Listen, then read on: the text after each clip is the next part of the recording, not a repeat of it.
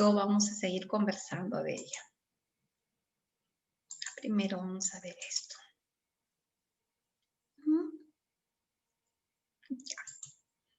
El día de hoy tenemos que recordar al reino Fungi.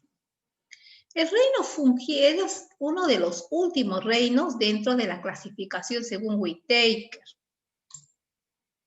Antiguamente se creía que los organismos del reino Fungi, que son los hongos, estaban incluidos dentro del reino Plantae. Por sus características anatómicas pareciera que tuviera características de una planta, porque asemejan tener raíz y tallo. Pero cuando se descubre que estos organismos no tenían el pigmento fotosintético, se les considera heterótrofos, es ahí donde se excluye del grupo del reino Plantae. Entonces fue el último, según la clasificación de Whitaker, fue el último en ser considerado como uno de los reinos. Entonces comprende a los hongos,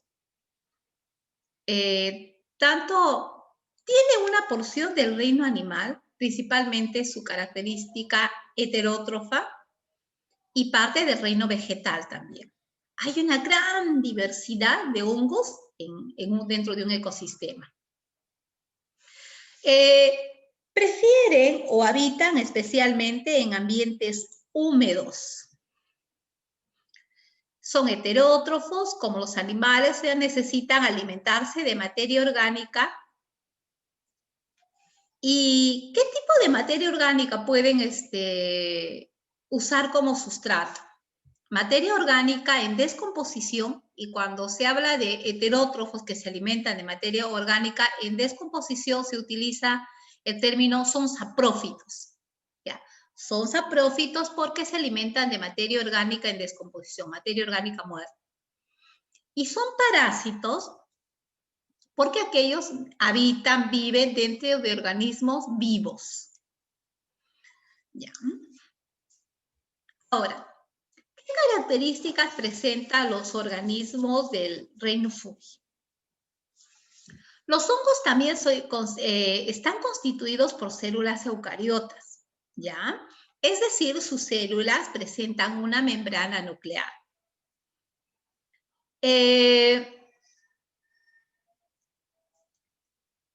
Su pared celular está constituido por una sustancia llamada quitina. Esto debemos tener muy en cuenta. En las células eucariotas, la pared celular, especialmente en plantas, está constituido por celulosa. En el caso de los hongos, está constituido por quitina. Estos organismos se alimentan por fagocitosis y pinocitosis. ¿Qué es eso? La modificación de la membrana de la célula permite el ingreso de partículas sólidas, a ellas se llaman fagocitosis, podemos ver, y se permite el ingreso de partículas líquidas. Se dice que es pinocitosis. Entonces, los organismos del reino Fungi se van a alimentar, se van a nutrir por mecanismos como la fagocitosis y la pinocitosis. Ahora, los hongos tienen dos tipos de reproducción, pero la más predominante es la reproducción asexual, es decir, a través de las esporas. ¿Ya? Esto es un ejemplo característico de un hongo Basidiomyceto. El hongo Basidiomyceto se caracteriza por su forma, ¿ya? Debajo de esta estructura, que asemeja a un sombrerillo, existen numerosos tabiques o pliegues, y dentro de esos pliegues se encuentran las esporas. Cuando este hongo ya está en periodo de reproducción, es decir, de maduración, dentro de ella se desprenden numerosas esporas y dan lugar a nuevas especies.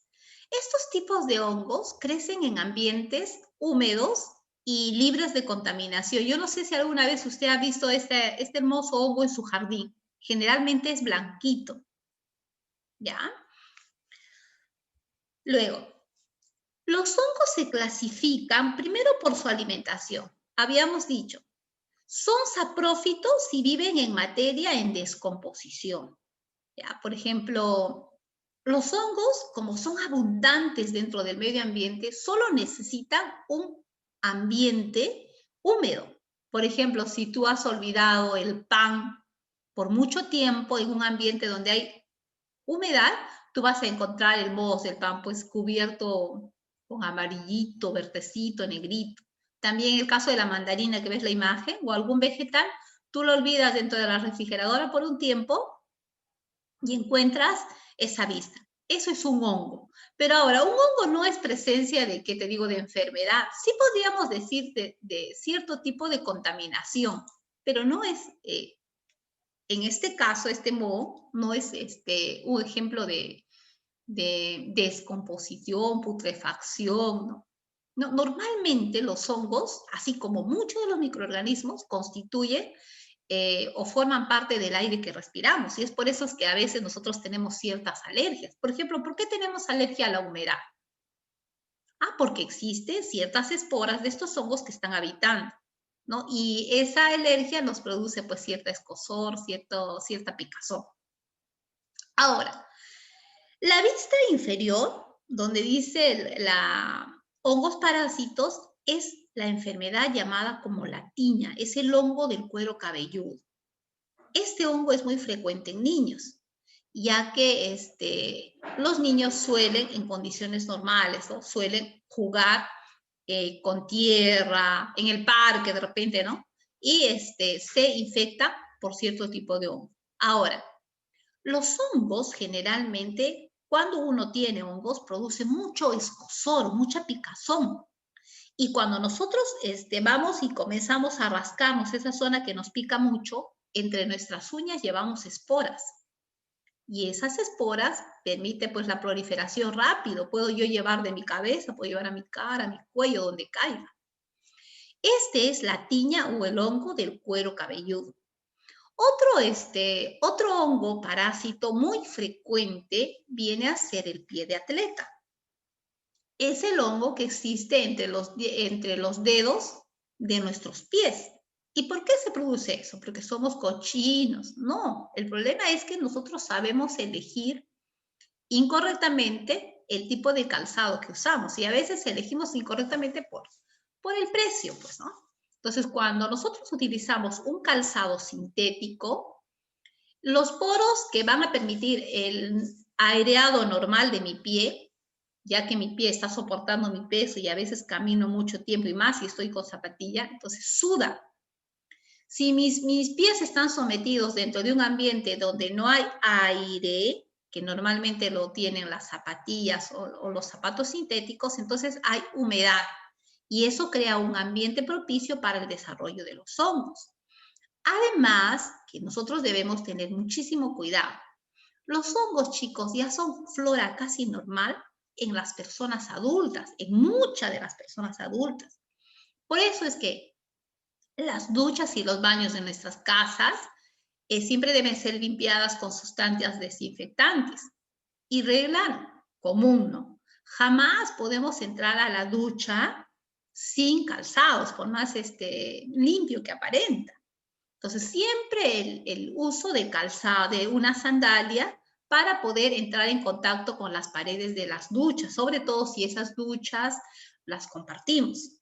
Ahora, cuando nosotros asistimos a duchas públicas ya es mucho más severo, ¿no? Ahí todo el mundo tiene que ir con sus zapatillas. Entonces, el pie de atleta se ha diseminado tanto en las poblaciones que de una familia de 5, 2 en la familia tendrán hongos. El peor de los casos es que los hongos suelen habitar las uñas y cuando ingresa o infectan las uñas es muy complicado erradicarlos.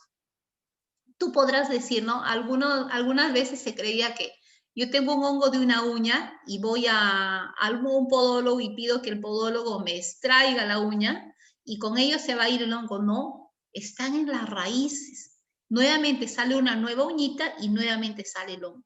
Entonces, el hongo una vez, las esporas del hongo una vez que se han diseminado dentro de una parte de mi cuerpo, es bien complicado erradicar ello. ¿Ya? Entonces, esos son organismos parásitos.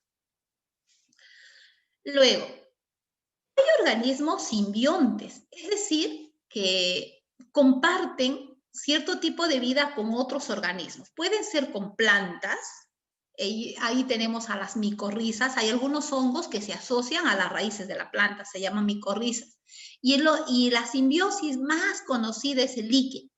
Es la simbiosis entre un hongo y un alga.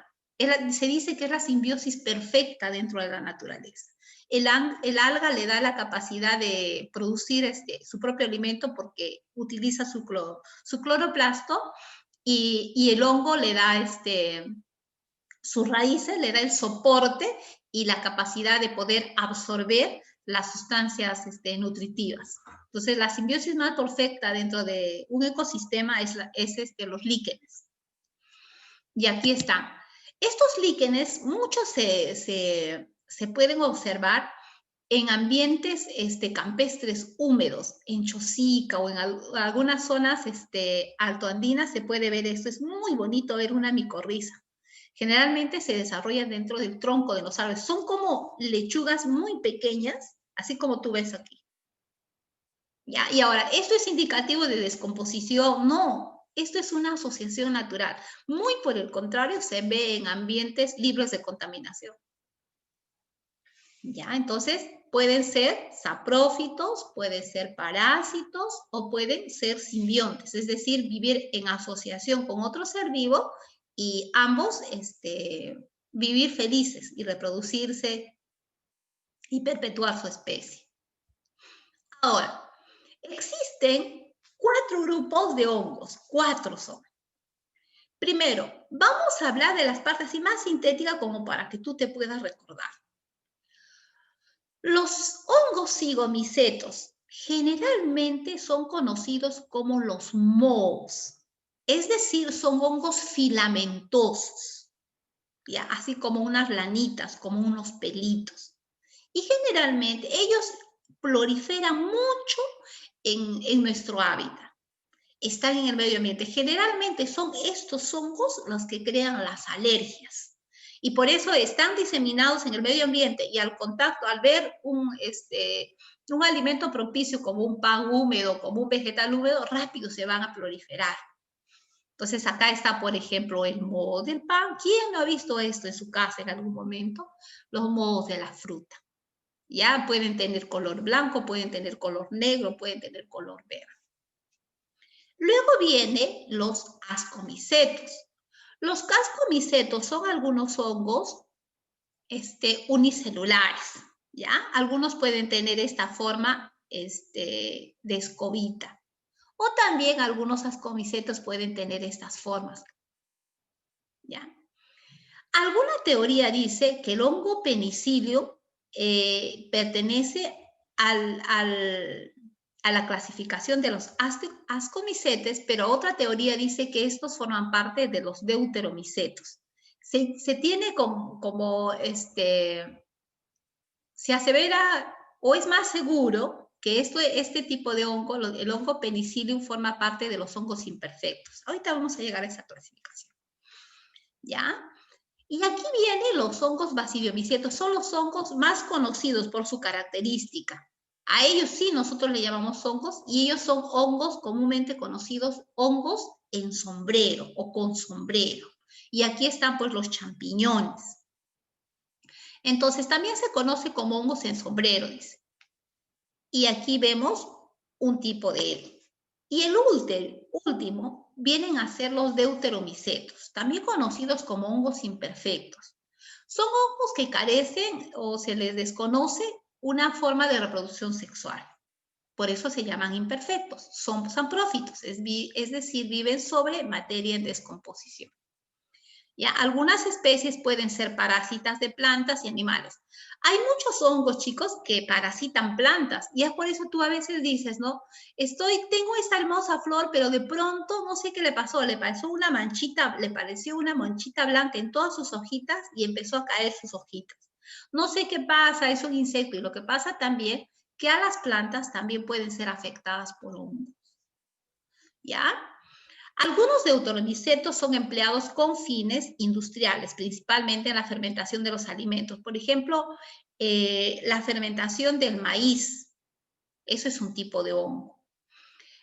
También son usados para la obtención de medicamentos y aquí pues se hace mención al hongo penicillium. El penicillium fue un hongo que revolucionó la biología cuando fue descubierto, porque a través de la producción de la penicilina se pudo contrarrestar muchas de las enfermedades infecciosas que en su momento no tenían cura. ¿Ya? Y quien descubrió la penicilina es Alexander Fleming. Ya.